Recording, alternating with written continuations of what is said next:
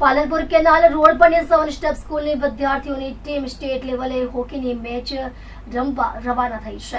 રાજકોટ મુકામે સ્ટેટ લેવલની હોકી ટુર્નામેન્ટની મેચો રવિવારથી રમાશે।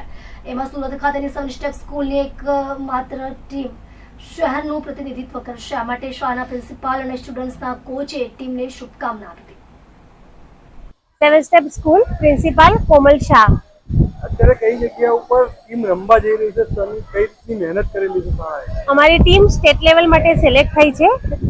રાજકોટ મુકામે સુરત તરફથી રિપ્રેઝન્ટ કરશે। કેવા પ્રકારની મહેનત? આમાં અમારી 16 ગર્લ્સ છે 7 સ્ટેપ સ્કૂલની। છેલ્લા 1 વર્ષથી બચ્ચાની અથાગ મહેનત છે અને 1.5 મહિનાથી તો એ લોકો રોજ રાત્રે 2 કલાક એક્સ્ટ્રા પ્રેક્ટિસ બી કરે છે। અને હું સ્પેશિયલ થેન્ક યુ અમારા કોચને કહીશ। પેરેન્ટ્સનો ખૂબ જ સારો એવો સપોર્ટ રહ્યો છે। આ સિવાય વિજય પાટીલ સર છે, એમને બી બચ્ચાને બહુ સારું એવું હોકી વિશેનું ગાઈડલાઇન્સ પ્રોવાઈડ કર્યું છે। સ્પેશિયલી દર રવિવારે પેરેન્ટ્સ, બચ્ચા અને સર VSNG યુનિવર્સિટી પર બી પ્રેક્ટિસ માટે રમવા જાય છે। બચ્ચા ખૂબ જ મહેનત કરે છે। પહેલી વખત સ્ટેટ લેવલ ઉપર રમવા સનરાઈઝ ગ્રુપ ઓફ સ્કૂલમાંથી અમારી ગર્લ્સની ટીમ જઈ રહી છે। ખૂબ જ આનંદ અને ગૌરવની વાત છે અમારા માટે। વાત કરીએ તો શાળામાં બધી પ્રવૃત્તિઓ તો થતી જ હોય છે અને અત્યારે જે ક્રિકેટના પાછળ આખો દેશ ગાંડો છે, નેશનલ ગેમ પાછળ પૂરું ઓરમાયું વર્તન, તમે આ પસંદ કર્યું એનું કારણ? આ પસંદ કર્યું એમનું મેઇન કારણ તો અમારી ટોપ 7 છોકરીઓ છે જેની અંદર હોકીનું પેશન્સ છે। છેલ્લા 1.5 વર્ષથી મેં આ એની અંદર જોયું। પછી એ 7 ગર્લ્સ અમને એના પેરેન્ટ્સે મને કીધું કે મેમ આપણી ગર્લ્સને હોકીમાં બહુ ટેલેન્ટ છે અને બહુ સારું એવું રમે છે। તો એ 7 ગર્લ્સના માટે અમે બીજી 7 ગર્લ્સને ટ્રેનિંગ આપી છેલ્લા 1.5 મહિનામાં અને એના માટે અમારા કોચ, અમારું મેનેજમેન્ટ બધાએ ખૂબ જ સારો એવો સપોર્ટ કર્યો અને હોકી માટે અમારી એવી ઈચ્છા છે કે અમારી ગર્લ્સ નેશનલ લેવલ સુધી આ એક જ ટીમ તરીકે રિપ્રેઝન્ટ થાય। મારું નામ કોમલ બોધાનવાલા છે। હું 7 સ્ટેપ સ્કૂલના વાલી છું। આ મારી છોકરી છે, એનું નામ તૃષા બોધાનવાલા છે। કેવા પ્રકારની મહેનત સિલેક્શન થયું? બાળકોએ ખૂબ જ મહેનત કરી છે। એ લોકોના ફિટનેસ ઉપર ખૂબ જ ધ્યાન આપવામાં આવ્યું છે અને જે પ્રમાણે એ લોકોએ મહેનત કરી છે અને એ લોકોનું ફિટનેસ છે એ પ્રમાણે સિલેક્શન એ લોકોનું થયું છે।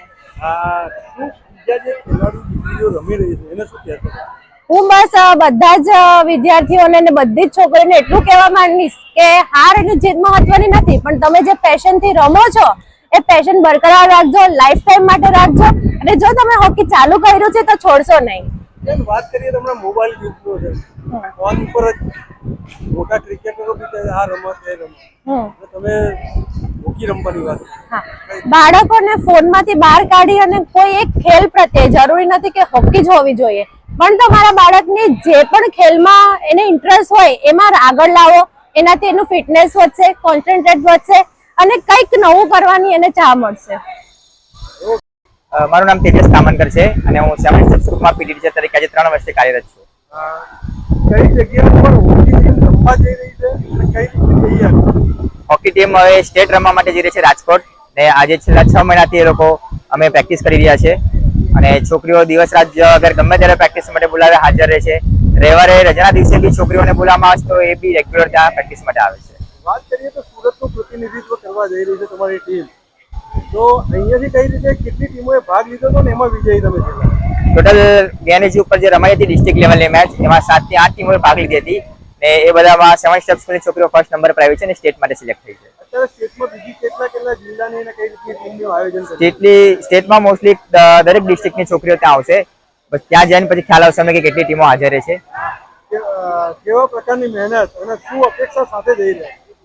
મહેનત તો ઘણી કરી છોકરીએ, અપેક્ષા છે કે નેશનલ માટે સિલેક્ટ થાય।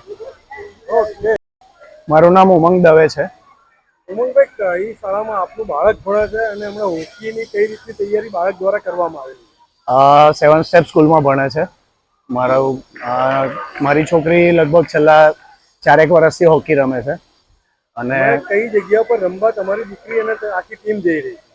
અત્યારે એ લોકો રાજકોટ જાય છે। કેવા પ્રકારની મહેનત? મહેનત તો ખૂબ જ સરસ છે।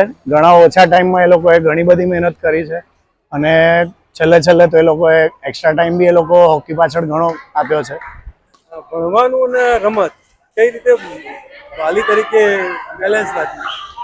બેલેન્સમાં કેવું છે, સવારે બચ્ચાઓ 6 વાગ્યાથી ઉઠે છે તો રાત્રે સૂઈએ ત્યાં સુધી ભણવાને હોકી સિવાય બીજું કંઈ કરી નથી શકતા. પણ એમાં એમનું ફ્યુચર સારું છે, એમને બી ઇન્ટરેસ્ટ છે બચ્ચાઓને, એટલે અમે પણ ફૂલ સપોર્ટ જેટલો થાય એટલો કરીએ છીએ. ચાલો, તમારી દીકરી કોઈ વાર થાકી ગઈ હોય, કામ થયું હોય, એવું તો વાત થતી જ હશે ને? રેગ્યુલર પ્રકારનું સપોર્ટ આપો છો? સપોર્ટમાં તો બધી જ રીતનો સપોર્ટ કરીએ. બચ્ચાઓ થાક્યા હોય ને તો આજના ટાઈમમાં ઘણી વાર એવું થાય કે ભાઈ એ લોકોની ઊંઘ પૂરી થાય છે કે નહીં એ પણ જોઈએ, એમનું ન્યુટ્રિશન પણ જોવું પડે. બીજા દીકરા દીકરી જે રમી રહ્યા છે એને શું સંદેશ આપો? એ લોકોને મહેનત કરવાથી આ પરિણામ મળે. હું તો અત્યારના હાલના ટાઈમમાં બધા જ બચ્ચાઓને એ કહીશ કે જે ક્રિકેટની પાછળ અત્યારે જે ક્રેઝ છે એની સામે હોકી ઘણા લેવલ પર ડાઉન જઈ રહી છે. આપણી નેશનલ ગેમ છે, તો મને એવી ઈચ્છા છે પર્સનલી, અને બધાને હું રિક્વેસ્ટ કરું છું કે બને તો હોકી પર થોડુંક ફોકસ વધારે કરી અને બચ્ચાઓને થોડુંક વધારે એની પાછળ આપણે પ્રોત્સાહન આપીએ તો થોડું ઘણું સારું થશે. વાત કરીએ તો આ ઓલિમ્પિકમાં એકમાત્ર ગોલ્ડ મેડલ આપણે હોકીમાં જ લાવતા હતા, તો બી ઉદાસી વર્તન કઈ રીતે મૂલવા છે?